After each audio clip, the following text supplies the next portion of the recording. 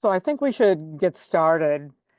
Um, and I want to welcome everybody to the first NACP workshop in 2025. And this workshop is kind of our advice for writing and crafting an NIH grant. And the more I thought about this workshop, it's like NIH has its own language, and you have to speak and put things into very um, ordered places in order to communicate and eventually get funded. So today, um, I am lucky to have Andrea Holm here joining me, and she is the director of the Writing Skills Improvement Program here at the U of A. And she will gladly help any of you that request that help from her. She has a background in that she has a doctorate in Mexican American Studies, and she's an author of academic books. And recently, she just published a new poetry book. So she has a diverse skills, many of which I can say that I lack, and she's been very, very helpful. So I'm going to turn it over to Andrea, and then I'll be back in a little bit. Okay, thanks, Ron. Pull, I'm going to go ahead. yeah, pull up your slides. Yeah, I'm going to go ahead and do that now and share the PowerPoint with you all. And let's see.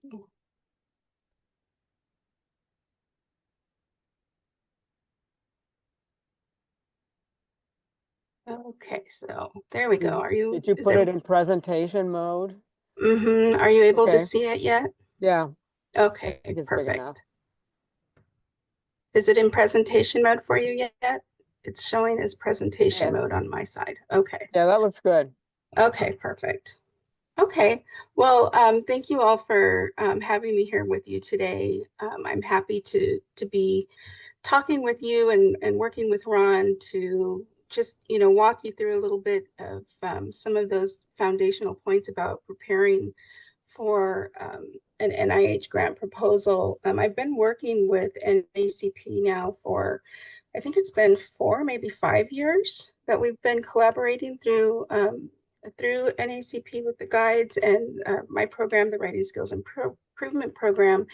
And the work that we do together is focused on supporting the guides in building your foundational writing skills, your confidence, and really developing your sense of who you are as an academic writer. Of course, as early academic researchers, as you're already into your career, you know how to write. You got to this point, right? You've been through your undergraduate and graduate studies. Many of you have already started writing with your labs and so forth.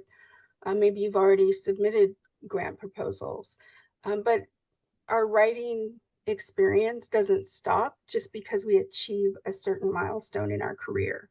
And so what we do with writing skills is help every writer where they're at. We recognize that each writer is going to have different needs depending on where they are at, but also their disciplines, their individual patterns, the genre that they're writing in, the discipline that they're working in. And our job is to help them identify what their needs are and to expand their skills, improve on areas that need improvement, and so forth. Like I said, we've been working with NACP for a number of years. And although most people think that writing is something that you should know, or you kind of get better as you go, you don't necessarily do that unless you are talking about writing, thinking about writing, and working with other writers. So that's what we do. And that's what we are here to encourage in the workshops and in our interactions. And just, so you're aware, and I'm sure you've received our emails, that in addition to the workshops, uh, writing skills specialists are available to support guides. So we're able to meet with you individually. We can have discussions with you. We can, pretty much work with you on where you're at, filter your requests through Ron, and we'll have those conversations to see how we can help get you to the next level in writing your articles, your grant proposals, etc. Okay, and so again, the PowerPoint's going to be available to you, so don't worry about trying to write information down.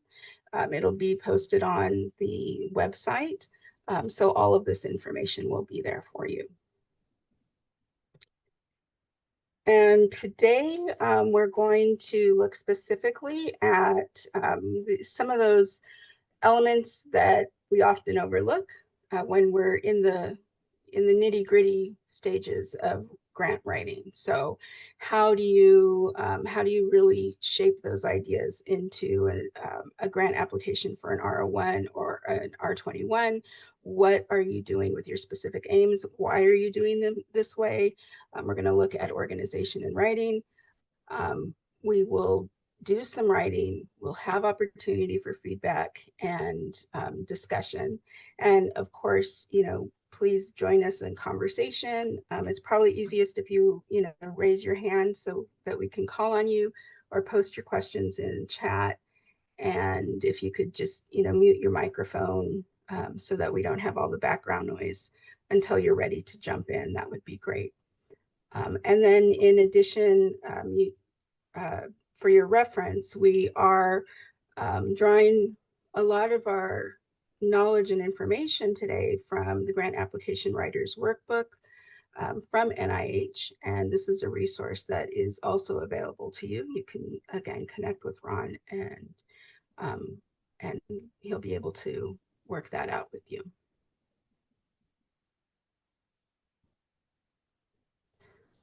Okay, so what do reviewers want from your writing? Um, this is, I think this is one of those questions that if we don't think about it critically the first time, we can go down, not the wrong path, but we can go down a path that can lead us away from where we need to be. By that, I just mean that often when we're writing for an audience who is awarding us something, so in this case, money, we're thinking about the reviewer wants the idea. And that's true. They want the novel idea. They want research that is solid. They want methods that are innovative and tested. They want literature that is respected and justified. But we often neglect the other element. Reviewers are thinking about the actual writing that you're doing, the way that you're presenting your proposal.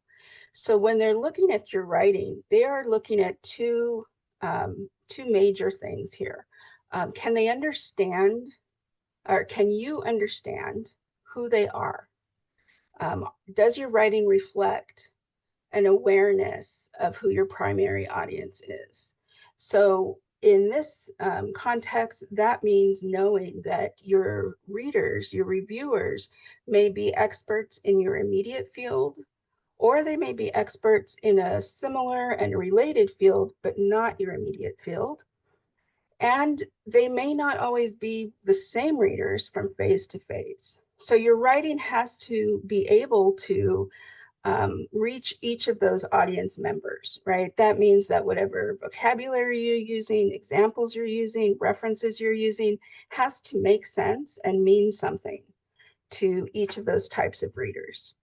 They also want to see that you have actually paid attention. And this is huge. They want to know that you have a sense of the standards of scientific writing.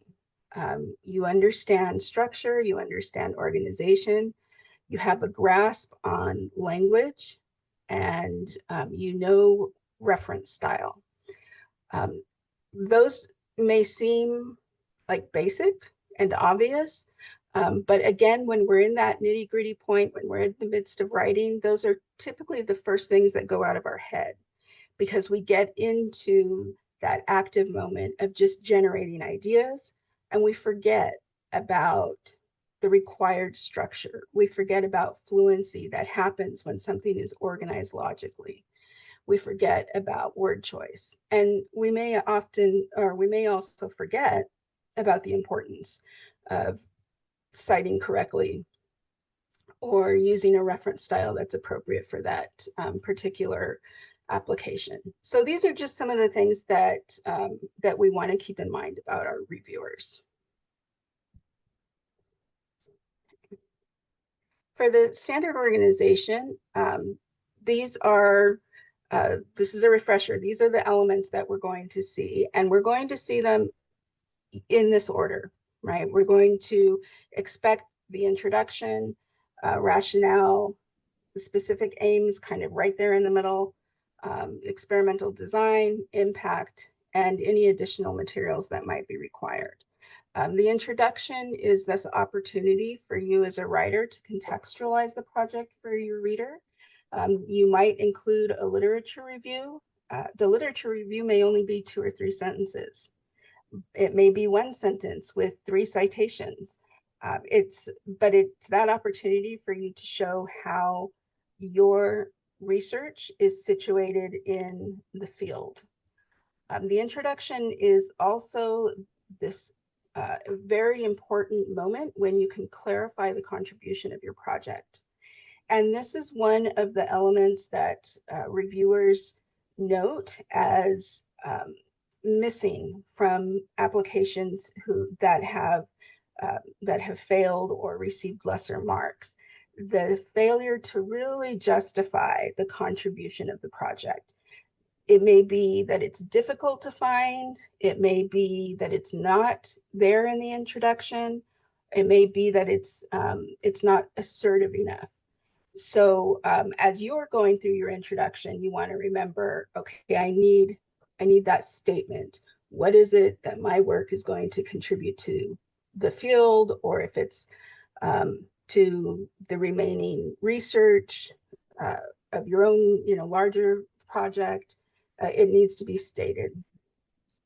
If you think back to like elementary school level writing, this is your thesis statement, right? The one statement that if you have that uh, elevator ride with someone who says, what is your work about? What does it offer the community? That's what statement they're looking for here. The rationale is where you explain the problem, right? What is the problem that you're trying to solve? What is the issue that you're looking at? And how will you address it? So what are your methods, but also what are your approaches? What are your theories? What is the framework that you are using? If that is an innovative approach, it should be explained and justified here. And you will also explain your objectives, right? So how do the methods help you achieve um, the, the end goal to solving this problem? And then your specific aims, which is what we're going to look at. This is that important section where you're detailing what we're calling the solution, right? How, if they don't read anything else, the reviewer is going to read the specific aims and they're going to understand how you're going to solve the problem. The experimental design, this is going to give them the framework for the research that you're doing. Then the impact, this might include some concluding statements, some key points. If you need to point to a gap in the literature, your anticipated outcomes, and again, emphasizing the necessity of your project. And the necessity of your project in the impact can reflect, again, what your project contributes, but it can also reflect some of the urgency here, the need for the for this work to happen, now. We need this funding now in order to make this happen. And then finally, additional materials, and those will be as required, your references, your bio sketch, or anything else that might need to be included. Um, are there any questions at this point? Does any of this look familiar or unfamiliar, or anything that you want to add?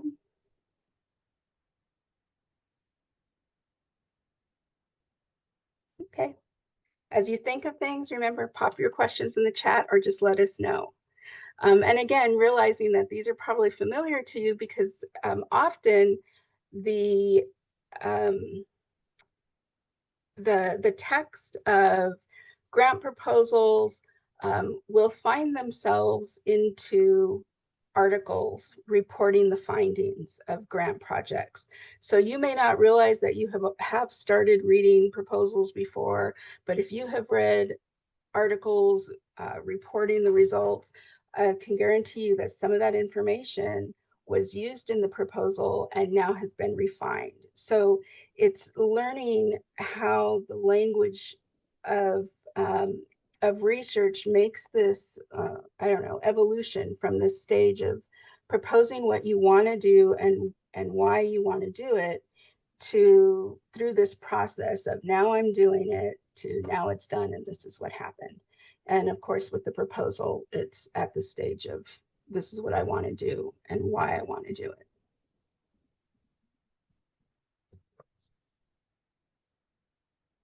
So this is Ron again, and we're going to start my section. So this is a picture that is of a study section for NIH.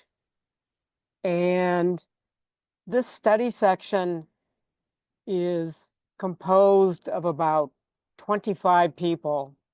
And then at the head of the room, there is a chair for the study section who is usually a very experienced investigator.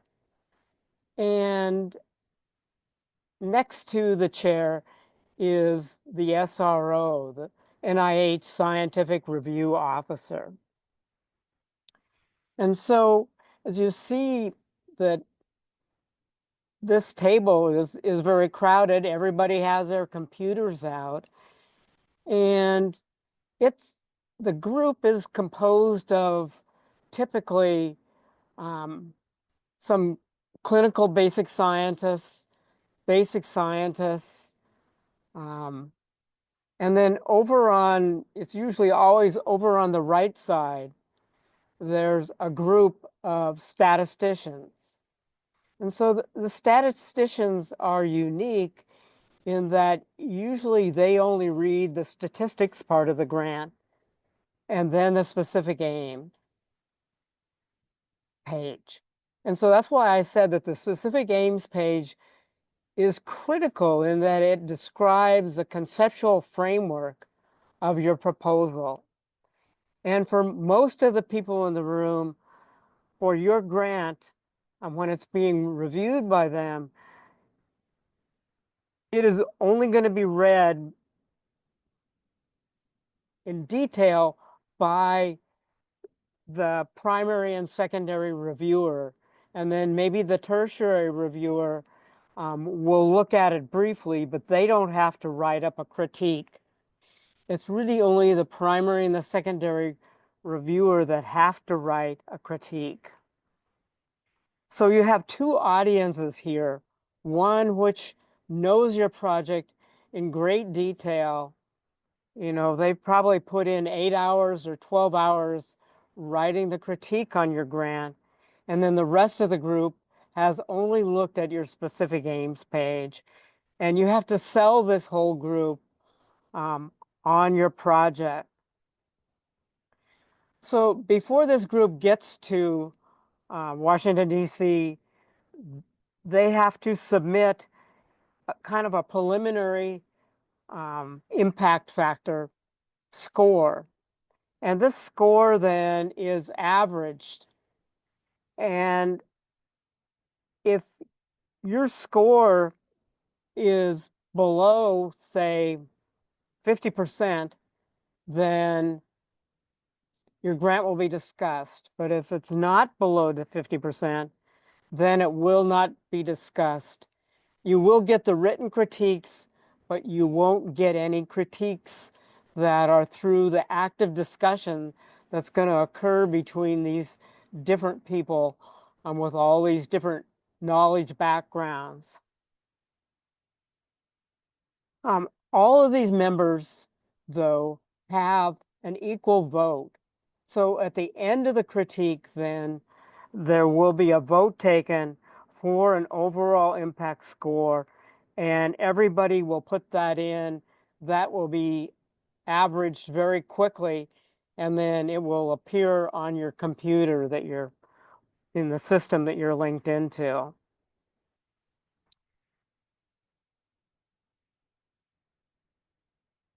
So let's see.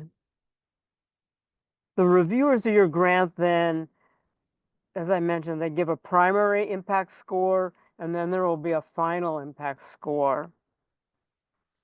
And evaluation of your proposal will follow the review criteria that's very standard.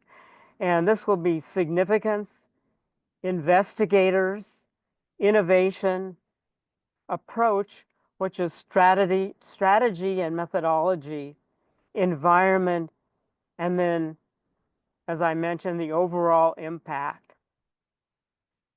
And so one thing I want to point out is that ESIs, when they submit a grant, their grants are put into a group. And that group then is critiqued together so that you're not critiqued along with people who have 10, 15 years and have these huge labs to try to give you a fighting chance of actually getting funded. Also, R1s are critiqued together with all RR1s, and then there's this separate group that I mentioned for an ESI R1. R21s then are grouped into a group, the same for R15s, and all of those then are reviewed so that they're comparing one with another in kind of a level playing field.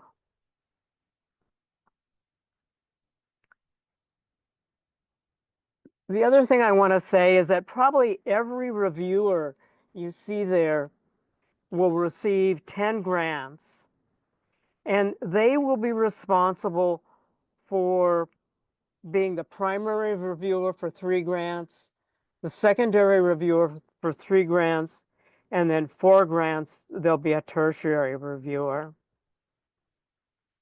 And the primary reviewer then will be the one who is reading his critique and really discussing your grant in detail. And he's the one that knows the best, or she is the one that knows the best. The secondary reviewer then will speak up and make additions to what the primary reviewer said. The tertiary reviewer isn't required to write a critique, and if there's something else that they've noticed, or if there's something they don't like, they can speak up. But usually their critiques tend to be the weakest because they've had to do the least to prepare that critique. So that kind of covers the review that you can expect. You know, it's all very fair.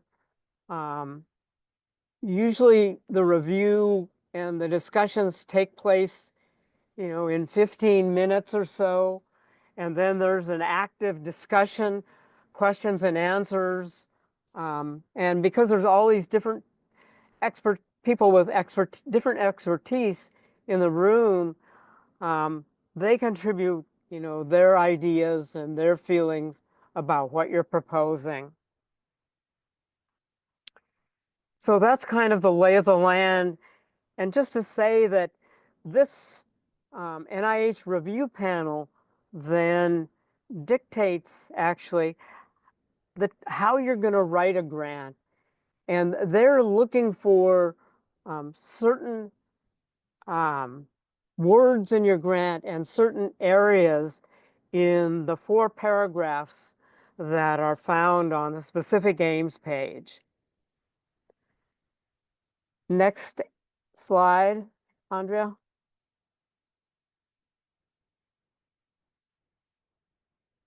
So reviewers want a variety of things. They want to see a well-defined topic. Um, they want to see that your research is clear and easy to identify. You acknowledge and engage existing knowledge, but you also want to be very um, proactive in adding your own um, studies as your preliminary data. You clarify what is missing and unknown then as part of your topic. And it's really important to, in this last section of the aims page, to highlight the significance and impact of your grant. So it used to be that on the specific aims page, you could not use any abbreviations. You had to spell everything out instead of putting PCA for prostate cancer, that it would always be spelled out as prostate cancer. But that's changed. And the other thing is you really didn't use very many references or any references on the aims page. Because the aims page is really what is kind of the whole story about what your grant is about. And it's the contextual framework of what you're going to do. One of the questions that I'll throw out to you is that it used to be that nobody had a picture on the front page, but now it's quite common for people to put in a little figure that is kind of a cartoon of their grant and show where their different aims are part of this cartoon, kind of showing how these different parts fit into a whole picture, and you're going to lead to this impact. And that's kind of the most recent tradition, and I think it really adds a lot to making it easier to grasp what each individual grant is about and what they're planning to investigate and what the outcomes are likely to be. Next slide, Andrea. So this is an outline of the specific aims page. And the specific aims page is made up of 4 paragraphs. There's an introductory paragraph, a who, what, why paragraph, and I'll explain these in a minute. There's a specific aims paragraph, and then there's an innovation and an impact paragraph. And so, as it turns out, the introductory paragraph is just really important. And the opening sentence of that introductory paragraph is really vitally important to capture the interest of the grant reviewers and then the people that are in the room reading this first page. So the next important element of the introductory paragraph is current knowledge. And you can put in, say, 6 or 8 sentences of current knowledge, but it's very important to think about where is the gap in knowledge. And the gap in knowledge is, kind of what you want to base this grant on.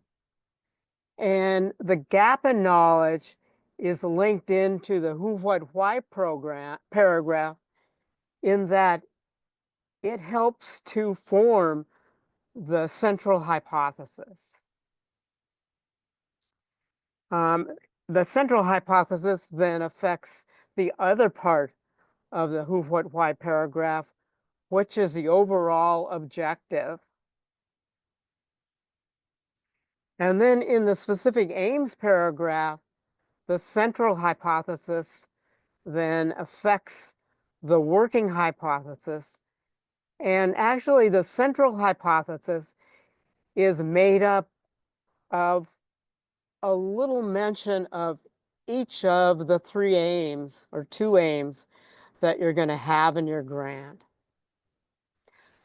So that's kind of how those first three paragraphs are linked together.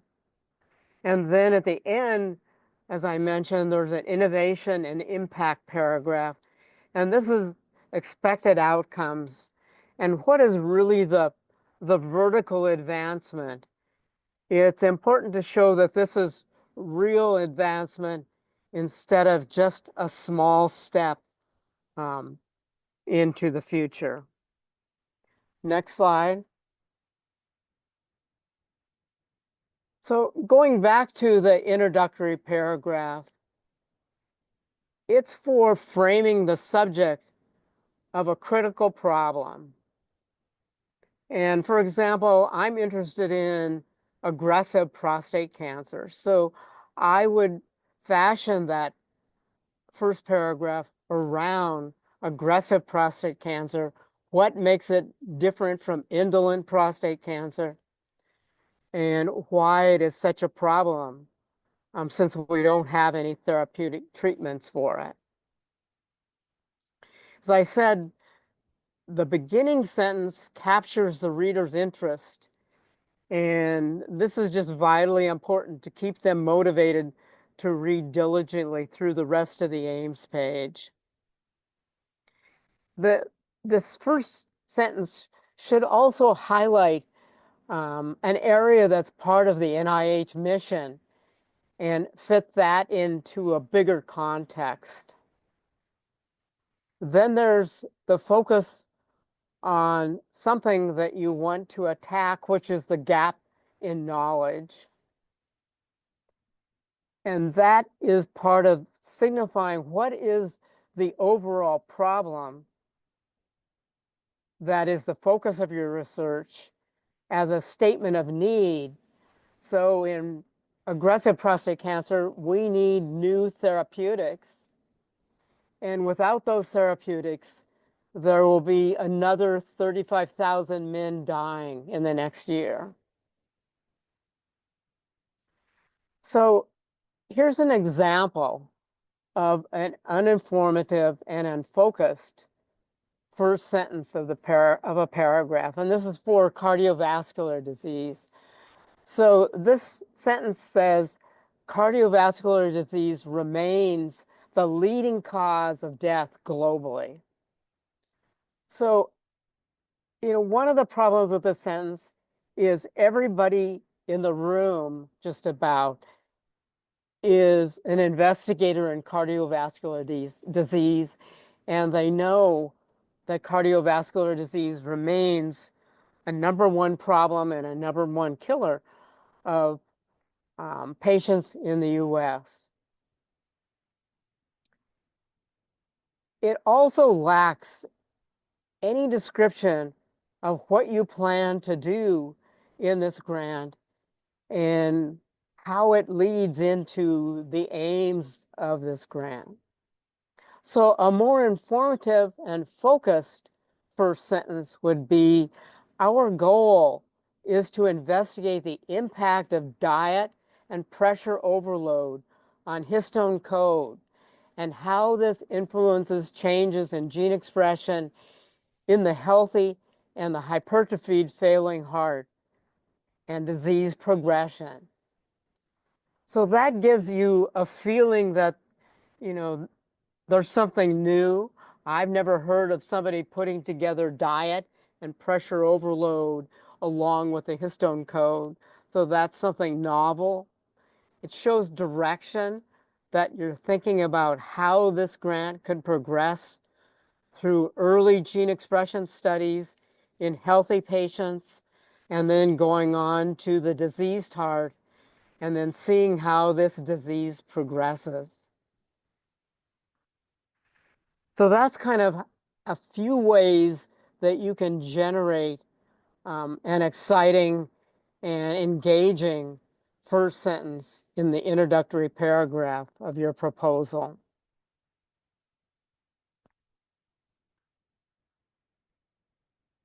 So let's see. I think that's pretty good, Andrea. Next slide.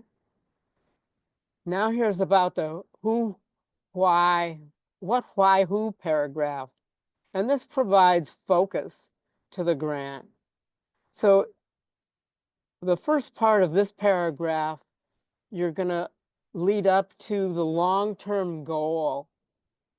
And this is only partly the goal that you're going to cover in the proposal, but this describes a big picture um, of your research. And so, maybe I would say that I want to solve um, all forms of prostate cancer and eliminate prostate cancer from being a problem. And maybe I'm thinking about using some sort of vaccine approach. So you need to think big for the long-term goal and remember that your grant project is only one aspect of your research interests, and you want to kind of bring all of those interests together into this goal. The next part of this paragraph is the overall objective.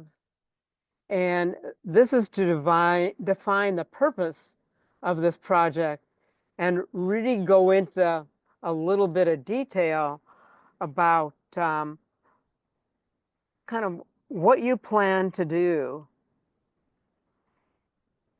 and what you plan to pursue within this grant.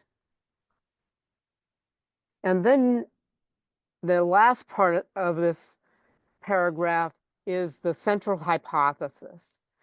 So the central hypothesis links back to the overall objective, which links back to the gap in knowledge.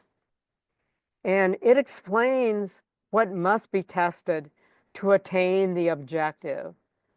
So this was part of what is needed um, and the gap that you're going to fill. And so you have to remember that your preliminary data are the basis for your hypothesis, along with the published work of others, and link that into your central hypothesis. So next slide, please. So as I mentioned, the purpose is to provide focus of your research project and convince a reviewer that this project is focused on a specific topic. And the hypothesis must be directional, and it must be kind of like the best bet, but it can't be something that is completely determined, because that wouldn't be a hypothesis. A hypothesis is a question, and you're going to test that question as part of the grant. And so you want to make the hypothesis the best bet as to how the overall objective can be obtained. And it must convey the possibility that something may occur and will be tested objectively. And so your hypothesis need to be very objective. And as I mentioned, it's crafted in part from each of the specific aims that are going to follow on this page. And so, for example, an example of a central hypothesis is this. So our central hypothesis is that the pathway first involves de novo protein synthesis, followed by proteolytic activation. So the first aim was on the mechanistic aspects of protein synthesis, and then the second aim is on proteolytic activation, and this is one way to weave those together. So next slide then. So here is the aims paragraph, and this is kind of the final meaty paragraph of the specific aims page. And as I said, the specific aims then are going to grow out of the central hypothesis. They're brief and informative, but not descriptive, never descriptive. And they're testing a part of the working hypothesis. And the working hypothesis is usually written along with the aims. And so you would have aim one would have its own working hypothesis. Aim two then would have its working hypothesis. And each aim is going to be somewhat broadly written, but they'll be focused totally by the very tightly written working hypothesis. And you should avoid words such as to characterize, correlate, describe, examine, or investigate. So here's an example below of a descriptive aim. And a descriptive aim then is select for alleles that convey resistance by comparing gene expression in the naive population with the frequently treated population. So that's a mouthful that can actually be boiled down to a revised aim, which is to identify candidate resistance alleles, because that's really what the aim above is asking, comparing naive to frequently treated to the frequently treated gene expression changes. And the working hypothesis then for this short little aim is based on our preliminary data, and you keep mentioning your preliminary data, how it's worked together to form this hypothesis is that the mechanism entails alleles associate with epithelial plasticity. So it's much more descriptive and driven by potential methodology. So I think, Andrea, the next slide is yours. I'm done with the aims page.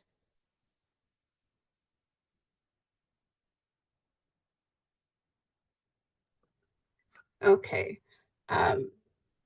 All right, so it doesn't look like we have any questions, so I'll just jump in.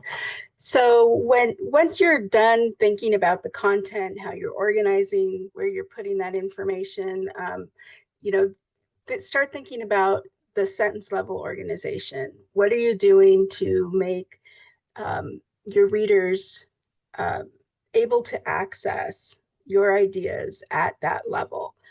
Most of the concerns that are noted by reviewers fall into these three categories. One, grammar. The structure of a sentence is distracting, incorrect, or unclear.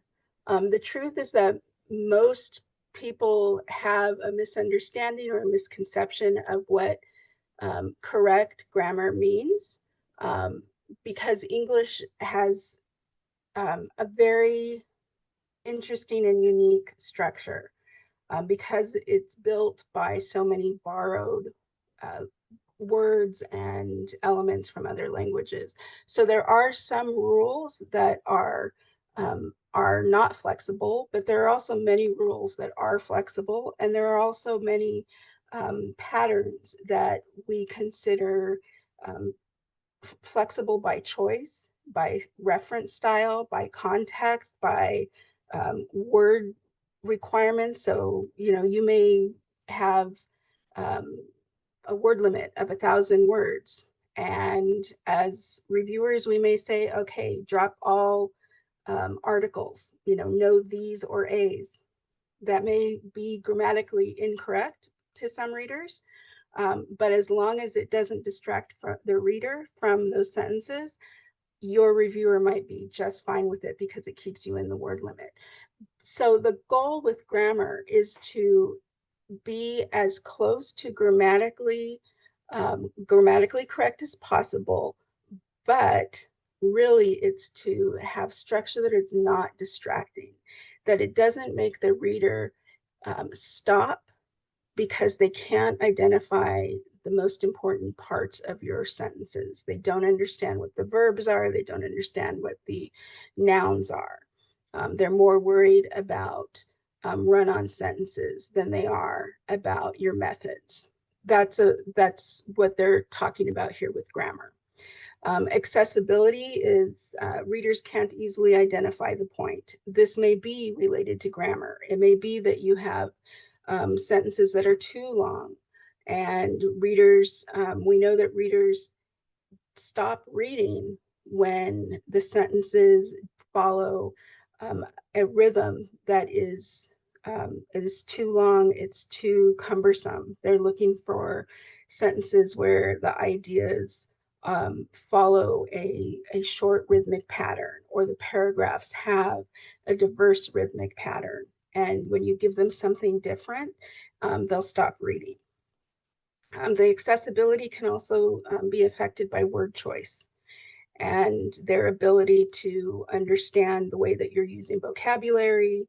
If you are the kind of writer that you think the more um, high vocabulary you throw into a sentence, the better, that may actually make your writing less accessible even to the academic reader, because it isn't about the level of vocabulary, it's about clarity. And then, of course, content. You're missing important details. You forgot to cite somebody who should have been cited. You didn't address one step in the methods. You didn't account for something. Those are the most common things that are noted by reviewers.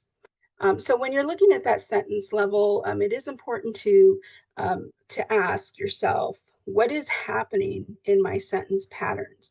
At this stage, most of you are aware what type of patterns you have in your writing, either through self-awareness or because reviewers along the way have pointed them out to you. You may have received lots of feedback where you get comments like run-on sentence, unclear, incomplete, passive voice, etc. And so with that in your arsenal, it's important that you take the time to do the proofreading to help yourself here, right? To look at your sentences and proof for those type of problems. Most complete sentences in English grammar have these three parts: the subject, the verb, and the object. The subject is a noun, a person, place, or thing that is making an action happen or a condition happen in a sentence. The verb is the action or the condition, and the object is the thing that receives the action or is indirectly or directly. And an active sentence means that they're happening in that order: subject, verb, object. So here's an example. Women are at increased risk for sustaining a sports-related concussion compared to their male counterparts. Women is the subject here. They are is the verb. They are at increased risk. And the object, the thing that is receiving the action, or the thing that is happening, I'm sorry, not the, let me start over. Women is the subject, and the verb are at risk for sustaining, that's the whole verb phrase, um, is the condition, and then the concussion is the object, and so it's happening in this sentence. Actively in this sentence, they are at risk. And so the idea is clear here. We would consider this not distracting. It's grammatically correct. The reader understands what's happening.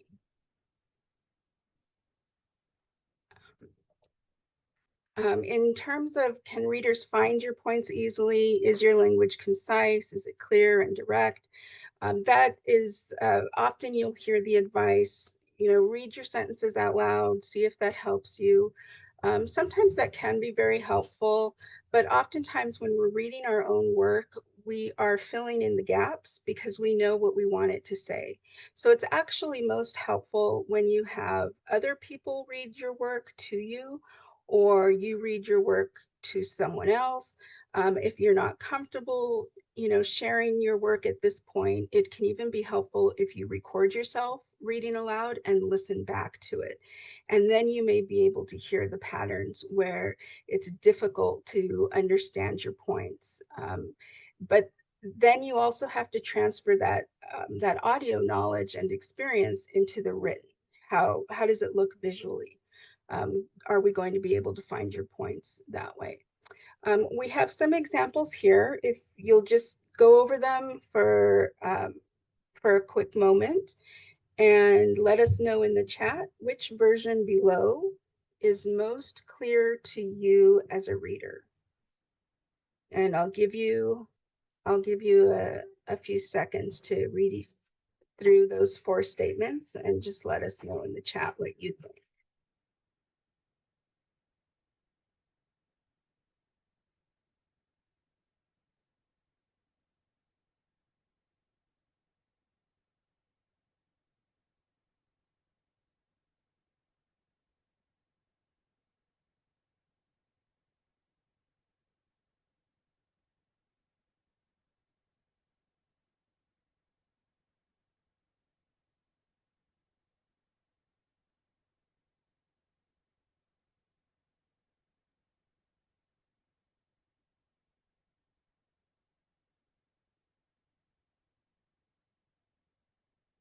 So what I really like, as the responses are coming in, is seeing that there are different choices.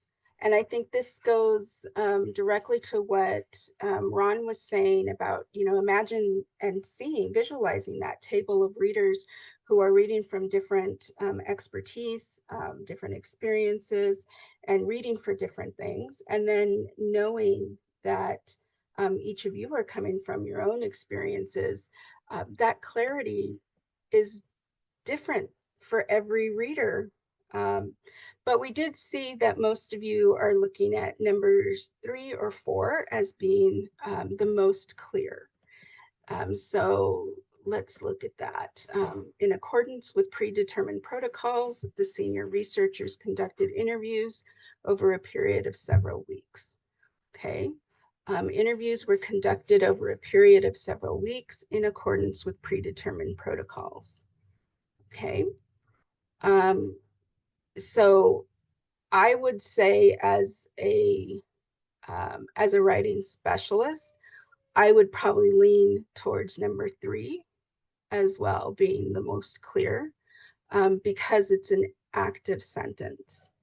And the active parts here are that the researchers, who's our subject, conducted interviews. So conducted is the verb, interviews is the object.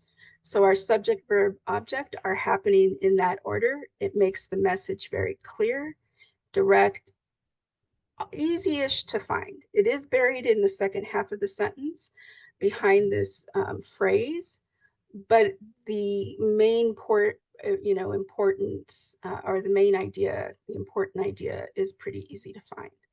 The information is the same in number 4, but it's considered a passive sentence because of the construction. And we'll talk a little bit about passive in the next slide. Sometimes passive sentences can be more difficult for readers to follow, and certainly when you have more than one passive sentence in a paragraph. Before we move on, I want to address Crystal's question.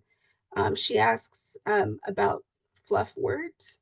So I've heard that you should avoid too much fluff, and at the same time, the opposite of that. So that's a great question, Crystal. I think that first, it's important to understand what most people mean by fluff. Um, what I would say is that fluff is unnecessary language. And usually that means description that doesn't give the reader anything new, right? It doesn't give them any substantial detail that helps them understand your research better, the context better, the data, the methods, nothing. What it usually does is provide some, they're actually typically they are adjectives and sometimes adverbs that add more of a enhancement. So, for example, it would be, um, the bright red house, which we might feel is necessary in a poem, but in a grant application, that might be considered fluff. Bright red might be considered fluff because it doesn't give us anything substantial for the house. If we needed something substantial to describe the house that is related to the problem, it would need to be something like, I don't know, maybe it's the house located in an environmental hot zone, right? That would be substantial description. So really it's about knowing the context and what fluff is constituted. Um, Hopefully that helps a little bit. Okay, let's see. Okay, so this is back towards active and passive voice. Again, active is when the subject, verb, and object are in that order. And when they are in this order, it emphasizes the subject, right? So the reader understands that the writer is placing the subject in that position in the sentence because that's the thing that carries the most importance. So in this example, criteria is the subject. That's the most important thing in this sentence. We want the reader to read the sentence to learn about criteria. Um, and then the verb here, it's based on da da da da. Passive means that the subject and the object switch places in a sentence because we want the object to be the the site of emphasis. When we switch places, we have to add other parts of speech in order to make the sentence make sense. So in the example below, you see we have to move um, parts of the sentence around, and then we have to add a form of the verb to be, and we have to add a past participle, and we have to add um, the word by um, between the object and the subject. Now, there is nothing wrong with either form. Both active and passive are academic and grammatically correct. In many fields, active is the default. It is typically considered more clear and direct, but in other fields, passive is the default. And it's only been in probably the last couple of decades that we've seen some de-emphasis on passive voice in STEM fields. Um, Often passive voice is considered to be more objective because what happens in passive is that when it de-emphasizes the subject, it also makes it possible to take out um, the doer, right? The who. We can leave a scientist completely out of this sentence. We can make someone not responsible for what is happening. There can be a sense that criteria is just getting based on these characteristics all by itself, kind of randomly. No one is making that decision. We don't know who's making that decision. So that is often a choice for using passive. And again, there's nothing wrong with passive voice. What you want to look at in your writing is the pattern in which you're using them. It can often be very um, monotonous for a reader to read either all active sentences or all passive sentences in a row. And so you want to keep that in mind for the rhythm of your paragraphs, but you also want to think about, again, what's being emphasized by the voice that you're using. If you're using active, are you emphasizing the right thing? If you're, and vice versa, if you're using passive. Often we will see active voice used most frequently in methods sections. It feels easier to use it in methods where we can say, um, we used this tool to measure, da da da, and it seems unbiased because it's an action. Um, but we can certainly use active in other areas as well. These are not typically things that you would be marked down on, but in a review, but they are things that a reader will notice if they seem to be done irregularly or unintentionally. So if the reader feels that you don't know why you're using these sentence structures, then it's a distraction. And that goes into things that they will note, right? That this reviewer or this writer didn't revise, they didn't pay attention to composition, it's not ready. Another thing that you want to pay attention to is that accessibility and word choice. So as I was saying, many writers often think that, scientific writing means advanced vocabulary, and it does, right? As we um, as we progress in academia, our vocabulary increases. It also becomes much more specific, and so we begin using more complex phrases and words, etc. And that's fine. But for your public facing documents, including your grant proposals, you want to make sure that the language that you're using is going to be accessible for those readers. So again, thinking about who your reviewers are. If they're experts in your field, then maybe they won't need explanation for the vocabulary that you're using. But we know that they are not all experts in your field. They may be experts in related fields. They may just be statisticians, and now they're reading the specific aims as well. We want to make sure that they're understanding the language that you're using. So think about how you are integrating the vocabulary and their definitions, and think about the jargon that you may be using as well. Jargon is vocabulary that is specific to a discipline. And so when we use that, we want to make sure then that we are writing for readers that have access to that jargon. So this is an example of a term that has two completely different definitions in two completely different fields. And although your applications will be going to readers who may be in similar areas, you do want to think about the use of jargon as being exclusive. And again, remember that what you're aiming for is the clarity of your ideas, right? It isn't about impressing them with how fancy you can make your sentences and your word choice, but it's how solid your ideas are and how well you're able to express them. So the more accessible they are, the easier your reader can get to them. Let's see, and I think, is this me? I think this is me.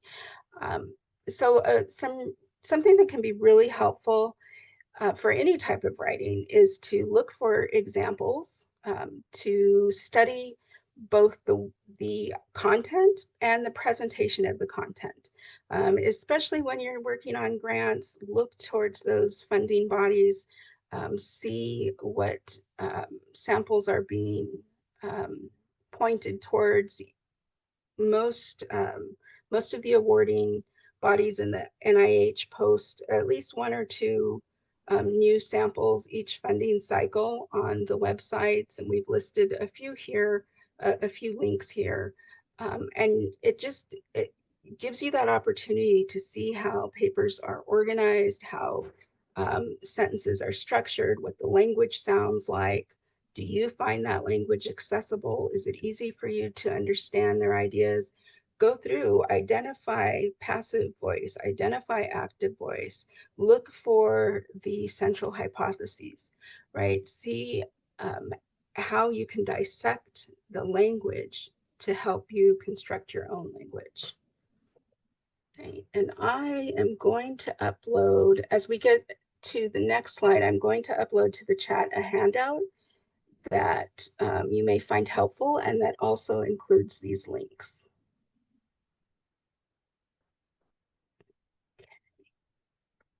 Okay, so we're also at that point of getting ready to break out into the breakout rooms. And you know, I'm not finding that I'm able to. Maria's going to set that up. Okay. So we're going to put you all into little breakout rooms, and we're going to go in with you. And our goal for the few minutes that we're going to be in there is to give you the opportunity to work on the first sentence for a specific aims page. If you're already working on some specific aims, you know, you might want to pull that out and work on it, revising it, looking at it, and then sharing it with the group. And in the group, we'll provide one another with feedback. And just a reminder that our goal here isn't to, you know, tear each other down or to get into a deep discussion about um, the merit of the content or the ideas. We're really looking at the clarity of the sentence, the accessibility, and comments on your sentence structure. How does this work as an opening sentence? Is it engaging? Is it going to set the tone for a solid first paragraph? And I'm not able to. Are you ready, Andrea? I've got everybody assigned in there, so I can just go Okay. ahead and do it. So That'd be great. And then could you also give me, I don't know if you're able to give me permission to upload something to the chat? did it not let you do it? Okay, I'll look at that. I'm not sure why Okay. not. Yeah.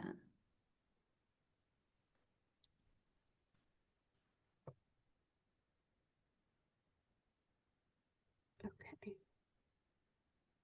So I'm going to join the chat room and then I'll work on uploading when we come back. Okay. Okay, thanks.